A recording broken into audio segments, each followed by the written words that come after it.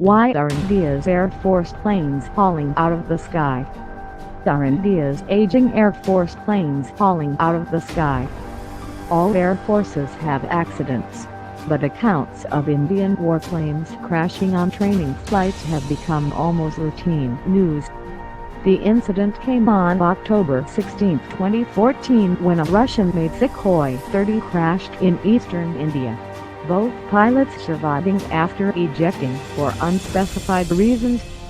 All 5 crew died in March this year on a training flight in their US-made Hercules transport aircraft. Flying coffin. But it is the Russian-made aircraft that form the backbone of the Indian fleet which have been the most accident-prone. The Meghdoot in particular has become known as the flying coffin or the Widowmaker. 2 years ago, India's Defence Minister told an astonished Parliament that more than half the 872 MiGs it had purchased from Russia had been lost in accidents, at a cost of over 200 lives. Apparently, pilots regularly complain that some MiG model lands too fast and that the design of the window canopy means they can't see the runway properly. The Indian Air Force has gradually been retiring the older planes, some dating back to the 1960s. Yet only this month the Air Force chiefs warned the delay in introducing replacements was putting India's security at risk as parts of the fleet were on their last legs. Meanwhile, India's regional rival China continues to leap ahead in both spending and firepower. Indian-designed warplanes have so far not been up to the job.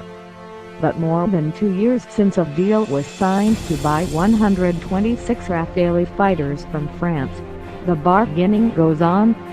Some say it's not what India needs though. If it does eventually buy French, that will only worsen matters, warned Delhi-based defense analyst Bhāratīya.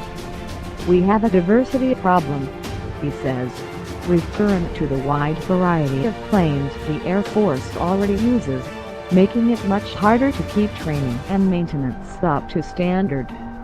The Russians have also been accused of being targeted with supplies of spare parts. India, now the world's largest arms importer, is increasingly turning to the West for its weapons. The US is now its #1 supplier. Yet Mr. Carnade fears Western nations will hold up critical spare parts and support as a means of political leverage on India, something he believes the Russians are less prone to do. But it's not just the Air Force that has a problem with its gear. Just yesterday, Tuesday, the former Indian Navy chief lashed out at Defense Ministry as so dysfunctional he couldn't even order a set of batteries for his submarines. Admiral D.K. Joshi made headlines last year after resigning following a series of submarine accidents that left 18 sailors dead. As it happens, the vessels involved were also Russian-made. The new Prime Minister, Narendra Modi, partly won office on the back of hopes he will put India on course to becoming a superpower and has promised to modernize the military. But it's an old challenge, says retired Navy officer Uday Bhaskar. Finding the solution is something that's eluded every Indian leader until now.